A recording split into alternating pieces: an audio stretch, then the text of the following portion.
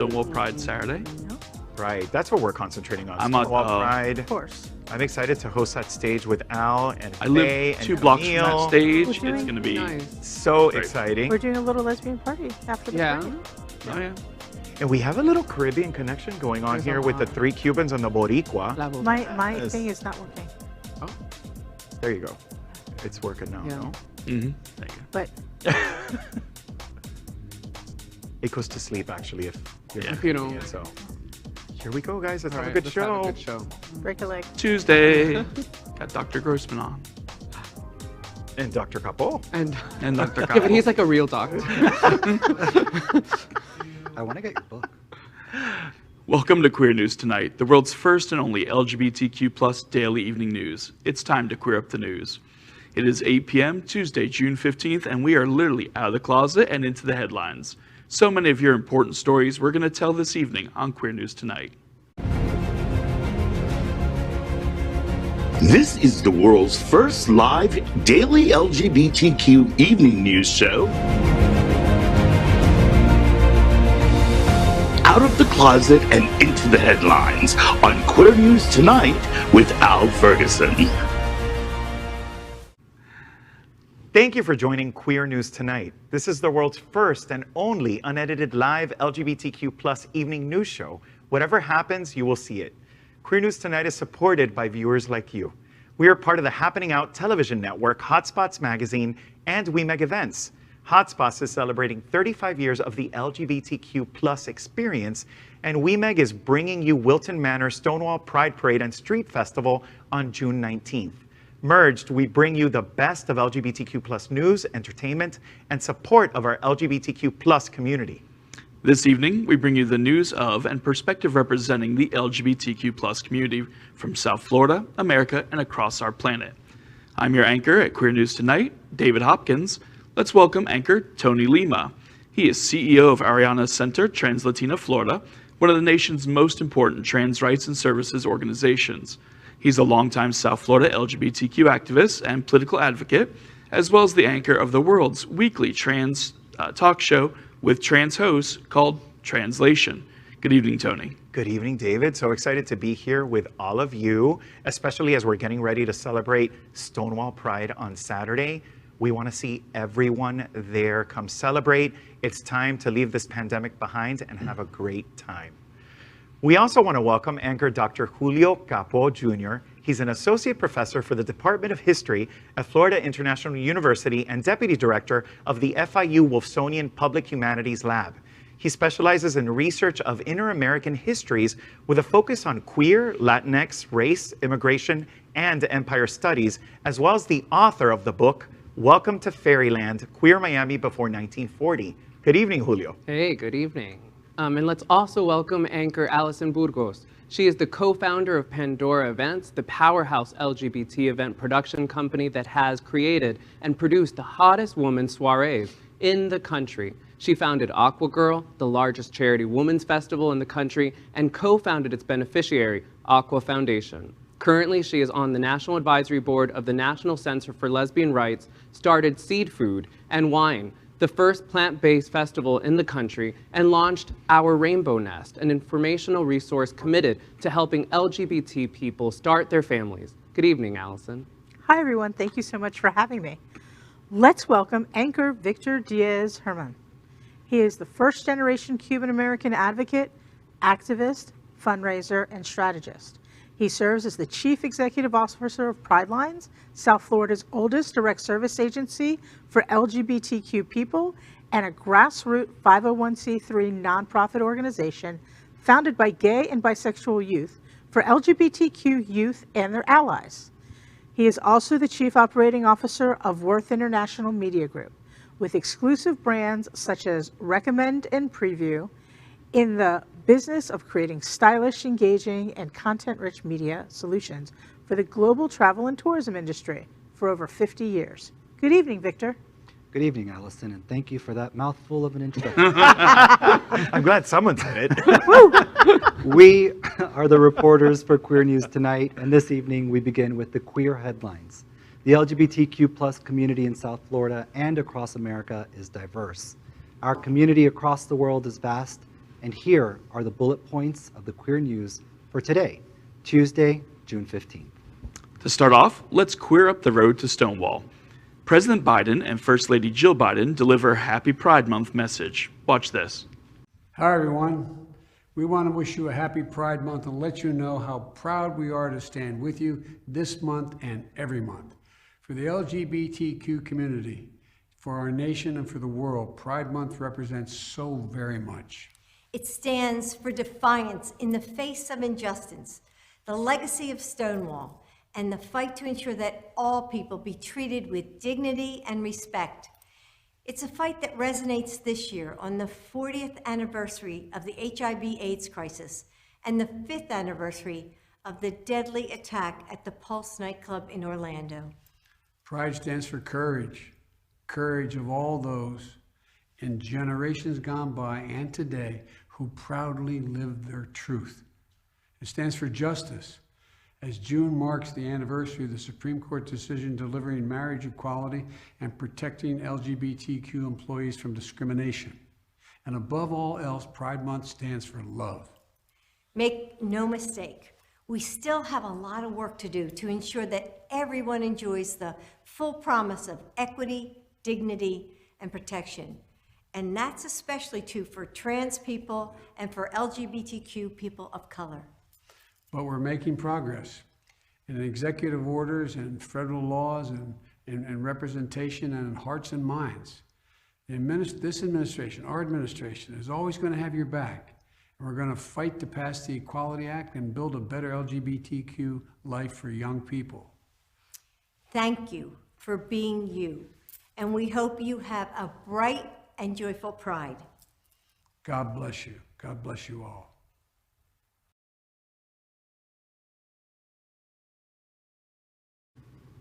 President Joe Biden and First Lady Jill Biden wished the country a happy Pride Month on Twitter, saying Pride Month represents, quote, defiance in the face of injustice, end quote. The president also added that his administration is working to build a better LGBTQ life for young people across the country. What a great story. This is so refreshing and so exciting to hear our president mention Black and brown folks, transgender folks, talk about the the Pulse massacre here in Florida. It's like they touched on every single point that's important to our community. And just how incredibly refreshing that this is happening. It's our president saying this to us. And absolutely, and vowing to have our back. It's more than symbolism. I mean, even to also to call out the anniversary of HIV/AIDS, 40 years. I mean, this is so incredibly important for people also to understand that it's not over, right? That's the kind of telling the story of today as well. What a difference a year makes. It's really amazing and emotional what we felt last year. We felt like we were taking so many steps backwards as a country, and to have this president step up and make us feel included and celebrated. It's momentous. Well, and the perfect emphasis on that is the fact that this was not done from their personal Twitters. This was done from the POTUS Twitter, the official President of the United States Twitter. They are taking a stand, they're putting their line in the sand, and they're showing that they support us on every level. And the perfect little detail of the rainbow-colored flowers in the corner. Did you all see that as well? Just beautiful. Next, let's queer up religion. Evangelicals are giving each other tips on surviving the rainbow onslaught during Pride Month. Watch this. Good evening and welcome to Pray Vote Stand. I'm your host, Tony Perkins, President of the Family Research Council. Tonight, surviving the rainbow onslaught. When you can't turn on the television, shop for cereal, or scroll through Facebook without being hit over the head with LGBT pride, how should Christians respond? Thanks to woke corporate America and the most radical administration in history, there's no escaping the left's forced sexual revolution. What does the Bible say about confronting the culture's rebellion? How did we get to the point where celebrating sex and transgenderism became a 30-day event that rivals Christmas? We have a president who's flying the rainbow flag above the U.S. flag at our embassies. A Democratic Congress that thinks the military should salute pride on base, and a White House that brags almost 14% of its 1,500 appointees are LGBT. You can't blame people for wondering, when did we become identified by our sexual proclivities? Evangelical Christians are discussing tips on surviving the rainbow onslaught this year now that President Joe Biden is flying rainbow flags and hiring LGBTQ people. That's really hard to say sometimes when you have to say it 50 times. Family Research Council, FRC, President Tony Perkins on his Pray Vote Stand webcast said, quote, "The world is upside down when American pride is something we should apologize for. But sexual perversion is the stuff of parades," end quote. Echoing every conservative Christian for the last half century, Perkins said that LGBTQ people used to want tolerance, but now they're asking for too much. Perkins said things are especially bad because we have a president that's flying the rainbow flag above the US flag at our embassies. As he said that, a picture of a flag flying at the US Embassy in Seoul, South Korea during the Trump administration showed on screen. How about that? Typical, typical. It's infuriating. This entire story is infuriating. It's ridiculous. It's ridiculous is what it is. It reminds me of Disney back in 2000, where they had the planes flying, warning people at Disney. About gays. Yes, I that hated gays I were. worked there then. Oh, I was We're there coming. one of those times. I remember that. It's ridiculous. It also just sounds like one of those arguments of like, you know, what's the straight pride look like? I mean, it's every day, right? Like, I mean, to think about like the onslaught of what that, I mean, like the kind of, I mean. Every time I see one of these people complain about us shoving our sexuality in their faces, all I can think of is dating back to the 50s and 60s with the newlywed game, Right. the dating game, Keeping Up with the Kardashians, Real Housewives, The Bachelor, The Bachelorette. Your sexuality gets shoved in our faces every day, all year long. You can deal with two guys kissing in public. It's not going to kill you. It's just all Truth. uninformed and unfortunate, but it just makes them seem as ridiculous as they look. Good point. So now let's queer up entertainment. DC Comics introduced an all-LGBTQ+ Justice League for Pride Month. On April 5th, Queer News Tonight reported that DC fans had voted on whether a new series featuring fan favorite Robin should be produced, or whether a new comic based on JLQ or Justice League Queer. Now, in time for Pride Month, the LGBTQ+ Justice League is here. JLQ is introduced in the all-new comic DC Pride #1, in the short story called Love Life.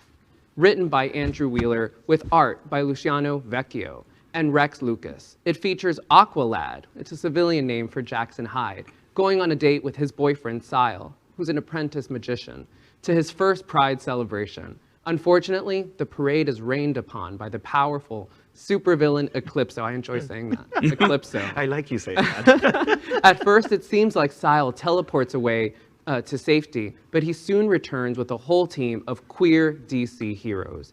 DC Pride #1 is currently on sale everywhere comic books are sold, so go buy a copy today and show your support for all your favorite LGBTQ+ superheroes and their creators. You know, when we started Aquagirl back in 2000, we got a cease and desist originally because Aquagirl was actually a superhero that had died off in '86. So we contacted them and had our lawyers contact them, and they gave us special usage to use Aquagirl. I still have the letter in my files today. That's really Cool. interesting. See, this is a great story for nerds like me who grew up on comic books.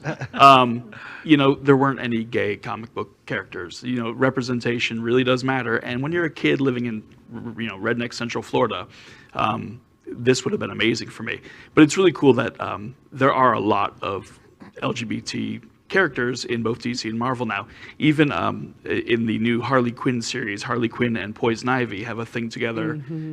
There's a lot of representation now, and it's so great to see them coming out officially with these characters and building a whole hero team of all queer superheroes. Well, and honey, the storyline has drama in it. Well, of course, They did it right. I feel like one of the things I love about that is that fan fiction has often driven this. That is, like, people wanted this, and they would write their own stories of, like, what if Poison Ivy and Harley Quinn got together, and like that created, like, that got creators, people, you know, to think Momentum, differently yeah. about these characters. And the whole DC Pride comic series are all the creators, all the artists, everyone involved is part of the community.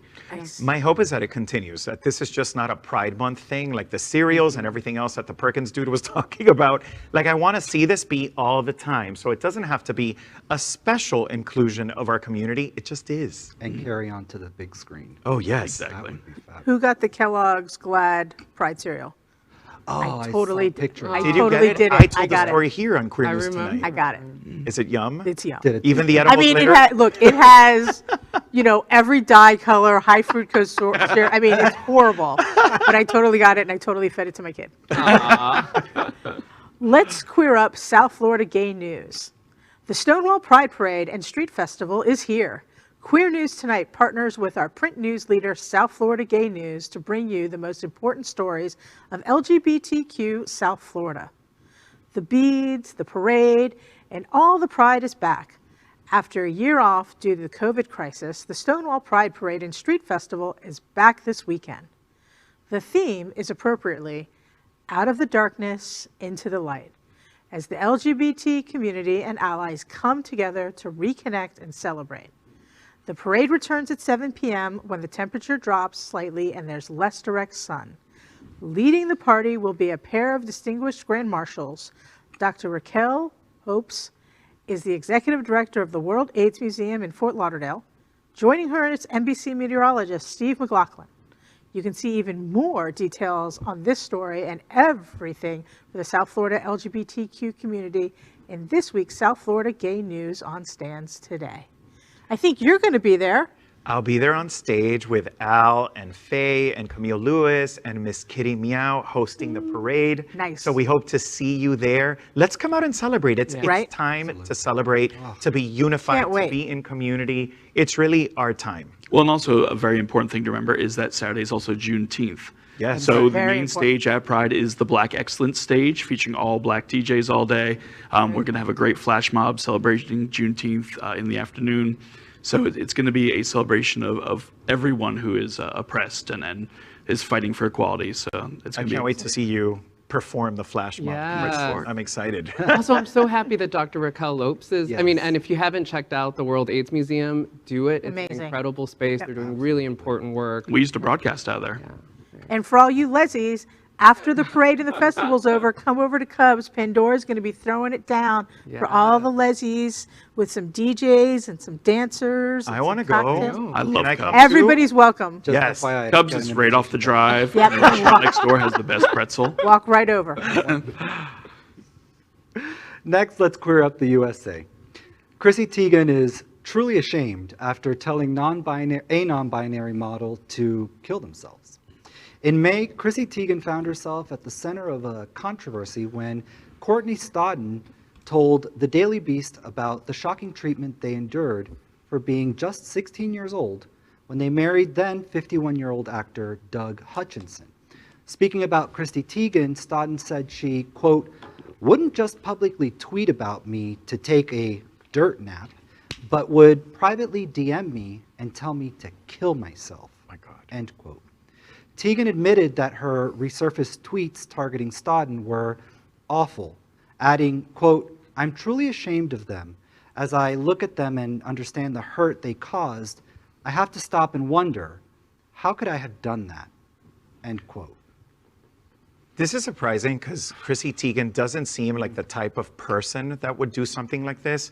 I'm also a little bit shocked that that was her apology. Like, oh my God, I can't believe I did that. Well, girl, you did it. So take responsibility and apologize in a real way. So her apology was actually way more. It's more than that. Oh, okay. And it's actually really impactful. But it's hard to. I mean, how do you erase? This is a form of violence. I mean, this Oh, it is is. like I mean, this is harassment. This is. I mean, this is intense. And I can understand not agreeing with the relationship Yeah. between a 16 and 50-year-old. Yeah. You know, Absolutely. age of consent and Yeah. whatnot. That's but you don't attack, especially the minor in that situation. That's Right. She's in the completely Troll the old different. guy. Well, Yeah. And what kind of person calls on anyone to kill themselves? Right. I mean, Absolutely. Point Never. blank. Absolutely. That's just uncalled to for, talk, yeah. unacceptable, and There's so much more work to be done, and I hope this is a lesson. I hope this is a lesson for influencers and celebrities that their voice is so powerful yeah. and that they need to be responsible for what they say and what those consequences can be. It's a really good point. A really good point. absolutely. Now let's queer up the world. Denmark reopens its borders in time for WorldPride and EuroGames. Denmark announced it is reopening its borders to fully vaccinated American and British tourists starting June 11th. Visit Denmark made the announcement on its website and told Travel and Leisure that Americans who have received both doses of an approved vaccine can avoid pre-arrival testing and isolation protocols. The Scandinavian country is a popular LGBTQ+ travel destination and is hosting WorldPride and EuroGames in Copenhagen this August. Last month, WorldPride organizers were forced to announce major changes, including the cancellation of the WorldPride parade, but other events and most of the EuroGame competitions are going forward. Honestly, I'm happy WorldPride still exists after that debacle in Miami Beach a few years ago. Oh my goodness. And, it's nice to see travel returning to normal, especially for something as big as Pride. Go out, get your vaccine. About half of Americans are there, but we need to get everybody vaccinated. That way, everything can go back to normal. Absolutely. We're traveling in baby steps. We're going to Aventura next weekend for a staycation. I mean, that's international. I just took a trip to California, and I'm planning one next 2 weeks to Colorado, and it was so exciting to get back on a plane, but I have to say there's still a level of anxiety, even vaccinated. I'm super excited that things are opening up. Everybody, you're right, needs to get vaccinated, and let's just all get to Denmark. Right, that sounds fun. We're going to the Great Smoky Mountains next month. I love it there. I got a kid, so we're all kidding it up. You going to Dollywood? Huh? Maybe we're going to Asheville. Yeah, you are. Well, I was gonna say, you have to go to Dollywood. Dollywood's like gay Mecca on the East Coast. How fun. So that is our queer headlines for today. So let's catch up on the LGBTQ+ news surrounding COVID-19 with our special segment called Quarantine Quickies. Queer News Tonight has been LGBTQ+ America's most important news source on the pandemic, as we've reported on the coronavirus in every news broadcast since January 6, 2020. Tonight we report the devastating effect coronavirus has had on the American and worldwide LGBTQ community in total cases and deaths. But we also provide hope of a new light at the end of this long tunnel. As of tonight, more than 2,403,000 LGBTQ+ Americans have contracted COVID-19. We've watched the greatest single-year LGBTQ+ health crisis of our lifetimes. More than 43,000 LGBTQ+ Americans have died from coronavirus. But the news is improving because as of today, more than 310 million vaccination doses have been administered in the United States. That is our COVID-19 news for tonight. Next, we report that Happening Out Television Network is passionate about our support for the LGBTQ community. An example is Sunshine Cathedral, the world's largest queer church here in Fort Lauderdale. We're broadcasting from our permanent set here at Sunshine and supporting that partnership. The network broadcasts the largest LGBTQ+ religious broadcast in the world, with more than 30,000 watching every Sunday at 10:30 a.m. Eastern, and it's totally live. We encourage you to tune in. Our campaign of sponsorship proudly supports Sunshine Cathedral, is my queer church. Watch this.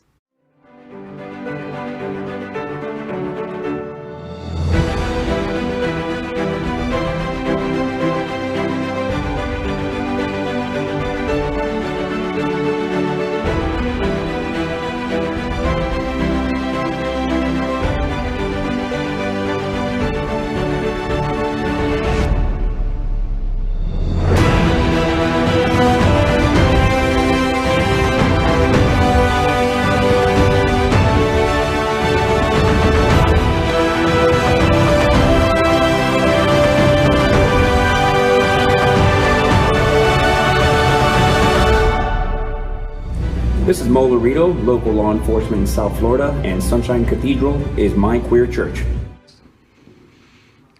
Finally, we thank Queer News Tonight's hotel sponsor, Best Western I-95 Fort Lauderdale.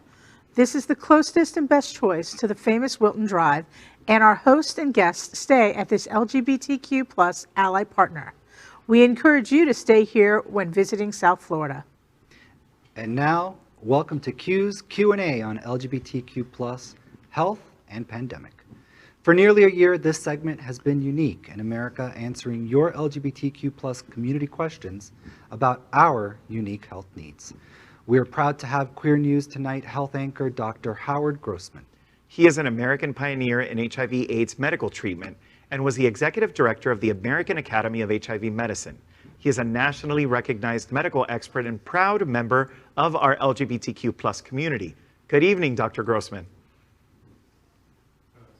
There he is. There Hey, he Howard. is. Hey. Here I am. So before we Hi. move in, oh, I can't hear you, Dr. Grossman. You can't hear me? We can't hear Dr. Grossman. Oh, Can you hear me now? no, 1 second. Don't hear me? There There we we go. go. All right. Before we Okay. move to Hi, this, everybody. hey Howard. Before we move to this week's viewer questions, what are your thoughts over this week's health news for our community? Not a lot. Not a lot. I just hope everybody stays healthy for Pride. It's going to be an interesting Pride, given that so many people are vaccinated, but that there are still so many people who are not. I still have conversations every day in my office with people who are afraid to get vaccinated or have misinformation about it.